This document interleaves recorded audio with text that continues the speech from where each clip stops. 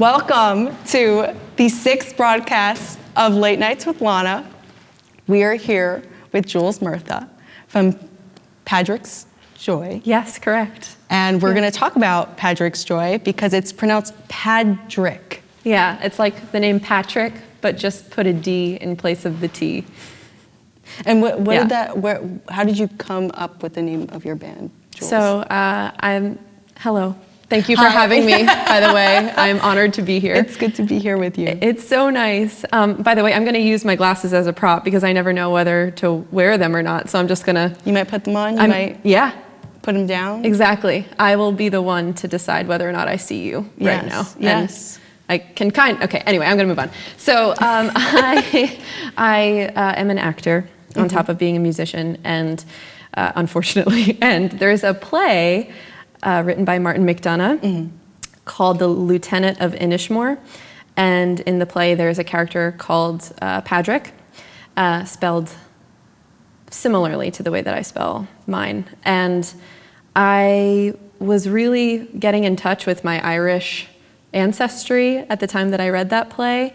And if I had been born, this is where my transness comes into the project, if I had been born a boy, right, AMAB, I would have been named Patrick. So the idea is that I'm kind of lending my music to this unborn part of myself that I'm like trying to birth into existence by being myself and by writing music and playing with people and centering the joy of that person who hasn't been seen by the world at large but is very much a part of me. Yeah. So. When did you start writing music? I've been singing forever. I started writing little songs to cope with my feelings when I was in elementary school, maybe. I remember just sitting down, like someone was mean to me. I don't know. I think a girl stole my donut one time during lunch. Just like, looking back now, I understand. And like, I support her doing that if she was hungry. But at the time, I was so looking forward to that donut. And I wrote a song about it and felt better after doing it. So it kind of became my own like coping mechanism before it was art. It was like a therapeutic tool. Were you acting at that age as well? No, no, I didn't get into acting until high school. Okay. Yeah, a songwriter for most of my life, actor later part of my life. And are you from New Jersey? Yes, I'm from Brick Township, New Jersey. Yeah. Okay. Ocean County. I always wondered, like, when I first met you, because I feel like I would see you around sparsely, and then I felt like I saw you all at once, and I kept seeing you again and again. It was really nice. Interesting. That's so cool. And likewise, because I started coming to Monmouth County a lot more. Yeah. So you're wearing an Inkwell shirt right now, and for many reasons. For many reasons, and we'll talk about it. But before I met you at the Inkwell, which is where we met and where I really started performing in Monmouth County, I was going to open mics at the Revolutionary Lounge in Toms River because it's in Ocean County. And then when that closed down, the next place to hit up who had amazing open mics was the Inkwell. So I shifted my focus from performing in Ocean County to Monmouth because it seemed like the music community here was just bigger. And the interesting thing about Inkwell is that you'd have Brighton Bar. Right. And the shows would go on there, it'd be a packed Brighton Bar, and then everyone would go to Inkwell. Right, exactly. And that was always because there could very well have been an open mic night happening. And for context, I think people that watch us know I worked at Inkwell. Yes. I would run the open mic nights for the open mic nights. Right. Serve them. And then we had Noise in the Attic. Yes. Oh, I loved Noise in the Attic. That was my favorite. When was the first Noise in the Attic you went to? Was it that night? No, it was in 2016. I went to a Noise in the Attic. And it's where I started dating a person who became like my first big love at Noise in the Attic. So I have a very special place in my heart for it. Yeah. At that time I was doing PR for Noise in the Attic. Oh, really? Around that time I started, I would interview all the musicians. Yeah. virtually because it was easiest, because there was usually like 4 musicians and I'd write like a couple hundred words on each. Yes. And they'd go out like, I think I'd do like one every couple days. Oh, that's amazing. So that's really interesting, that overlap. Yes. Because I don't think I realized that overlap of just musical connection, this place that's also a character in both of our lives in some ways. Totally. The Inkwell is a solid role in so many people's lives. Yeah. I'm gonna miss it. It's interesting though that the first time I saw you perform was at that Noise in the Attic. Right. And I sat next to Marie, who I hadn't seen in quite a long time, who always organized the Noise in the Attic. Right. And I could hear you performing from the driveway. And I walked in and I was like, wow, I didn't know that you could sing like that because I'd never heard you sing before. And then Born of Fire was right there. Yeah. It was, you were starting to kind of circulate the news of your freshman album. Yes. Yeah. It's so funny because it feels like such a long period of time in between that performance and when the album actually dropped, but it goes by like that. That's amazing. Yeah. Do you remember I'm asking you questions now. We have switched. You are in my seat that I normally sit in. So. Do you want to actually switch? Are you comfortable? Yeah, I'm very comfortable. Okay. That's better. Very good.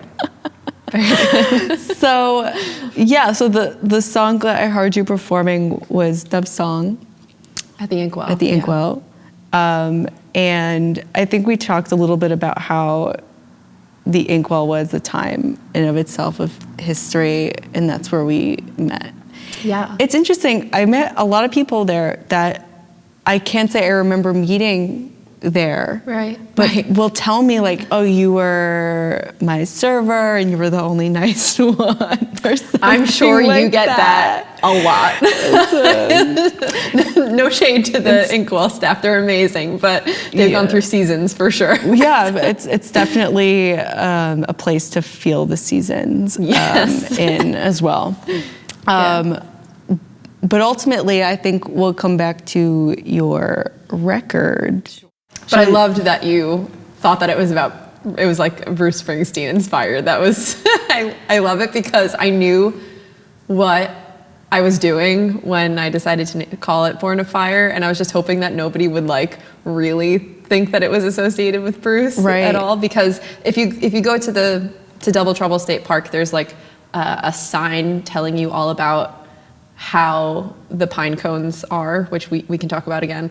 But it's at the top, it says Born of Fire. So I was like, oh, that's the name of the record. Wow. It's Born of Fire. So that's really interesting. So you were able to see that, and that I feel like that's how, the Doors, there's a bunch of folks that see the thing and they're like, that's it. And it's something that's like not that everyone would know. Right. Totally. I didn't know that until you said that. Totally. It was just so interesting because the people who frequent Double Trouble State Park and who know exactly the spot that I'm talking about will understand the reference, which is a fun little piney secret, I think. Can you come back to the pine cones and how they form due to fire, Born of Fire? So I'm calling the record Born of Fire because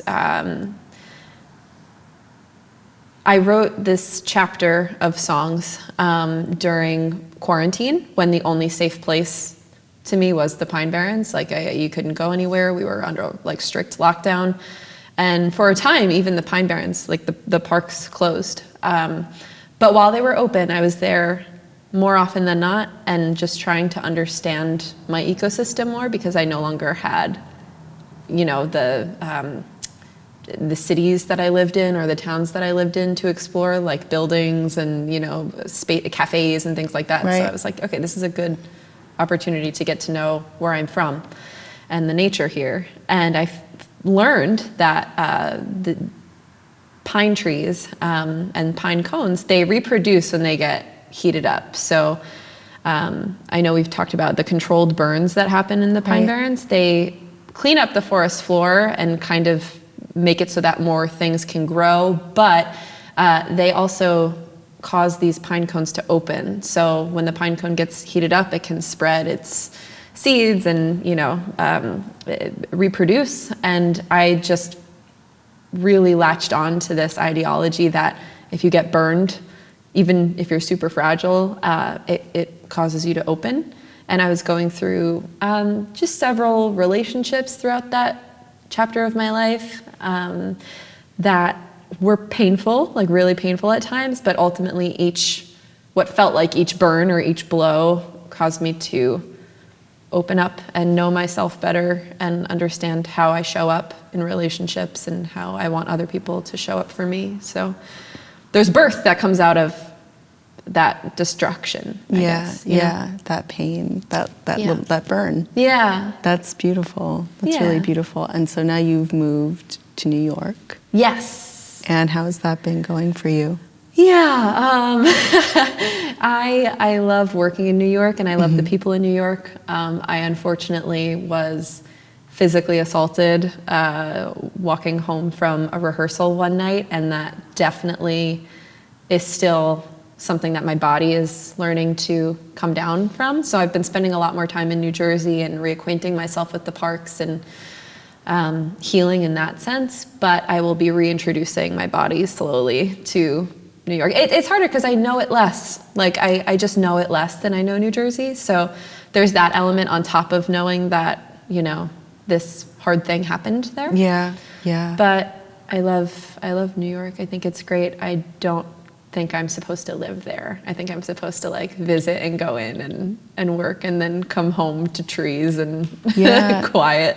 That's interesting to come to that realization. And we were talking about how New York is harder right now. There's a lot going on systemically. Yeah, I'm sorry to cut you off, but I feel it's worth saying because so many people were expressed concern about my safety when I made the decision to move to New York, especially Harlem. We both live in West Harlem. And I feel like there is some really just hardcore racism underneath that and classism, and it's well-intentioned, right? People are concerned about my safety, but there's just a lot of layers there that feel like, this could happen anywhere. I could get jumped anywhere. Yeah. So I feel like it's worth saying that thing that happened to me as a person who's looking for money is symptomatic of a much bigger issue, which is folks' basic needs not being met. Not having enough money to get food, or if you need drugs, to get the drugs that you need, or if you need housing. Obviously it's never okay to assault somebody ever, under any circumstance, but it's important to have compassion for the people who do that because they're doing it out of a greater need that, frankly, in my life is fulfilled. I cried and I am, working through it, but I got to go home to a warm bed that night, and I don't know if that person did. That's right. Yeah, there's a lot of layers that people need to unpack. I think in meeting certain traumatic events. Right. You know your privilege, you know your place in the world. Right. And kind of coming back to even where Born of Fire is coming from, you're seeing from that experience what you need. Yes. And how you can come back from that. And within that, you're also looking through a lens of what do people at large need in West Harlem, in Manhattan, in the boroughs of New York City. Totally. So I think that brings up an interesting thing. And you had said that you originally moved for acting, but that singing and music has become a much larger aspect of your life. Yeah, the two have always struggled for power. I've been a songwriter first. We already talked about this, but acting didn't make an appearance in my life until later on. And then I didn't know what I wanted to pursue full time. And I have a degree in acting, and I've done it professionally on and off for a few years now. But my most recent experience, which was wonderful, by the way, I did a show with Mind the Art Entertainment in New York. They're amazing. But I think it definitely made me realize that acting at this point in my life comes second to music. And you're right. Yeah, it is. It's like another little burn. It's like one of life's many I mean, what are you going to learn from this? Yeah. Life's full of them, Yeah. like, you realizing, and you said something earlier that I thought was interesting, like you didn't know if you wanted to be in New York until you went. Right. And then you're learning something new every single day. Right. I think that's incredible. Yeah. And today I turned 25 and I feel like I'm in a place where thank you for clapping. We have a wonderful audience member over here who clapped for me. I feel like I'm still learning so much, and it's been humbling. Like I've learned a lot because I've been hurt a lot, and I've hurt a lot of other people in the past few years, and so I'm slowly leveling out and trying to just take everything that has happened and use it and hopefully grow. And has this record in its birth into the world, have you been seeing a new path forming for yourself because of it? That's so interesting. That's a great question. And happy birthday, by the way. Thank you. And happy almost birthday to you. Thank you. We are both Geminis. 2 Geminis in one room. We're never going to stop talking. No, right. We could go forever. We could. But to answer your question, I think so. I listen to the record now, and already I feel my songwriting evolving, but I hold each song on that record so dear, and it just feels like it's groundwork that I'm so proud of, and that I've worked really hard with a bunch of amazing, with Evo Rudenjack, who helps me produce it, with Josh Wilson, who worked on Mount Misery, with just a bunch of people who helped the songs come to life, who listened to them before we recorded them. I've had so much support, and I feel like I'm going to look back 10 years from now and be like, wow, those songs are fucking cool. Can I curse? Yeah, you're good. Those songs are fucking cool. Yeah. And I'm critical of them now because it's vulnerable to release something. It's so vulnerable to put something that's been brewing for years out into the world and see if they like it or not. But I feel very confident that it will touch people because it's just my honest truth on that record. So, and I feel like the artists that I admire the most are very honest with themselves and their art. So that's what I'm trying to do. Who are those artists? Oh gosh, so many people, so many. I will say that my biggest influence from the local scene is hands down the Accidental Seabirds. They are not as active anymore, but the Accidental Seabirds informs every song that I write and everything that I do. I love their music. I love Jesse Herdman. I stole their bassist, Sean Polko. Sean might have played guitar for them, actually, now that I'm thinking, but he probably did both. But Accidental Seabirds, other local legends, like I love Avery Mandeville of Little Hag. I think that she's super honest in her work. Bigger artists, there's too many to name, but Joni Mitchell's a huge influence, Leonard Cohen. More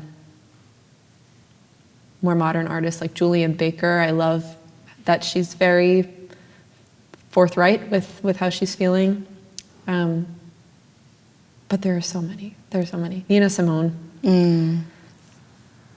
Should we get you up on stage now? I'm down. So everyone can hear you. I'm down. In your vulnerable truth on Late Nights with Lana. I'm so ready. All right, let's do it. Let's do it. Let's do the road. We're hitting the road.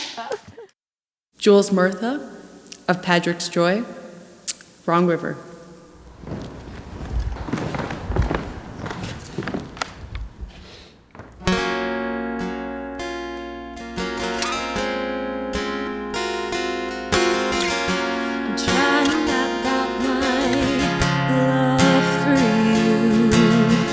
I'm not sure where it began.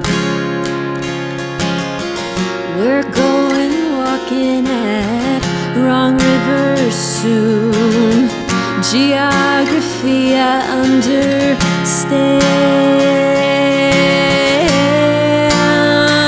Oh,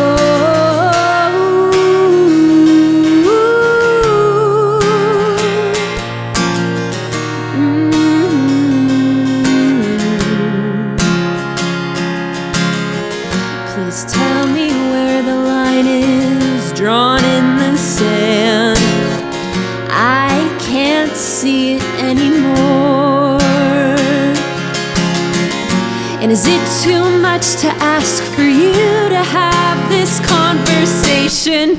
Or has your head also been resting on that door? You go on writing songs about the wrong river. I'll be burning my bridges. You keep on foraging for mushrooms in the forest. I'll keep on pulling off ticks. I swear you saw that movie, 'cause you warned me of the party scene. And when that girl would get sick, you said, I really think you like it, friend. It's gay enough. And I said, there is no such thing. Oh, you go on writing songs about the wrong river. I'll be building my bridges. You keep on foraging for mushrooms in the forest. I'll keep on pulling off ticks.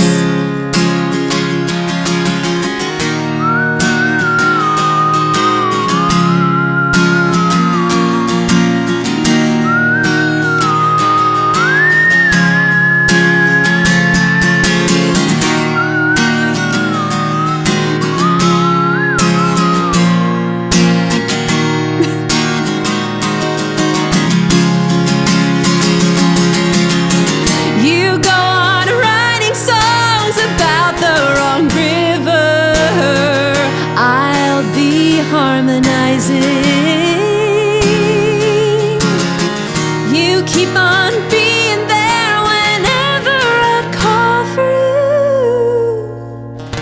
I'll keep on writing what I miss.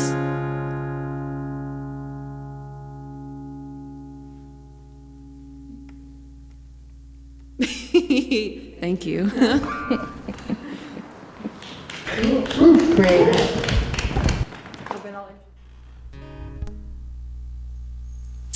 Next is Mount Misery.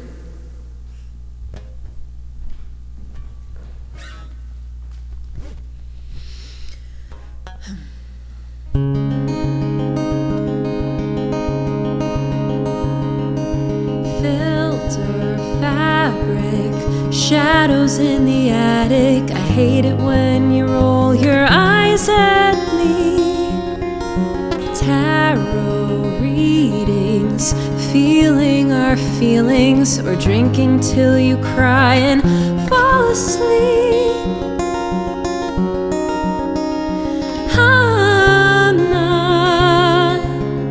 I'm not writing you off, and I never will.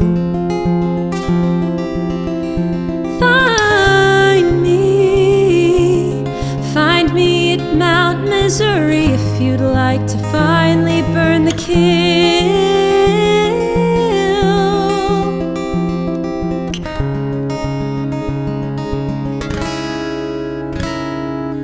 Brown recluse bite.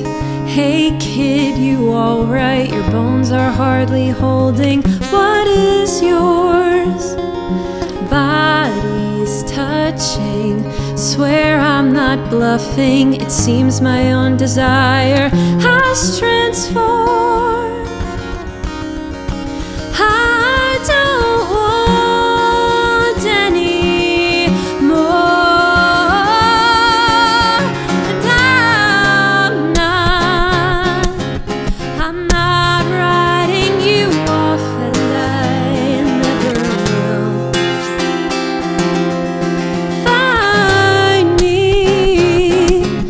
Find me at Mount Misery if you'd like to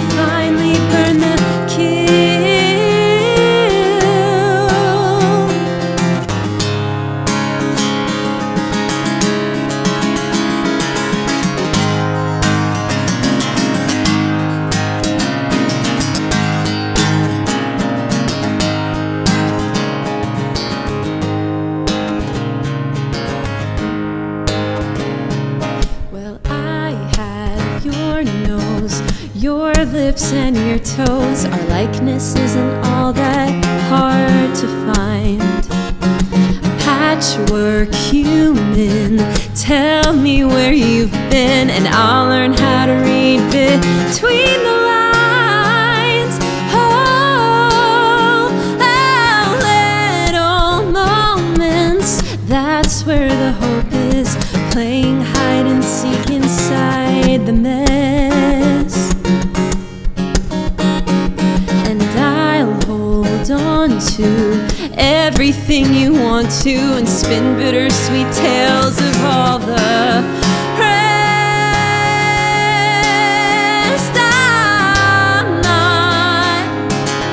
I'm not writing you off, and I never will.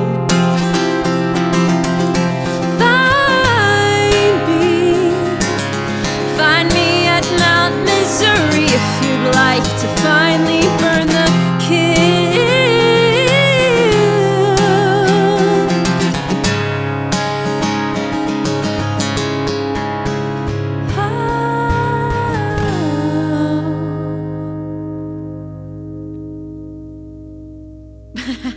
Try something new there at the end. Don't know if it worked.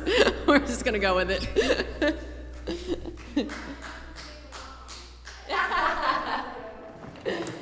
Hopefully that's good. Oh, I forgot to record now.